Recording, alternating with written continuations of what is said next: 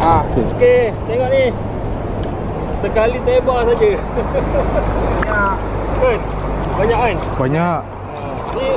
Ini orang panggil sungai kita tu dah rosak. Kalau nak betulkan balik memang payah. Walaupun kita racun sungai ni sekalipun, mati semua ikan, tiba-tiba ada balik. Jadi apa pandangan abang dengan orang yang buang pergi sungai? Tak tahulah dia cakap apa. Saya jarang pandang dia orang.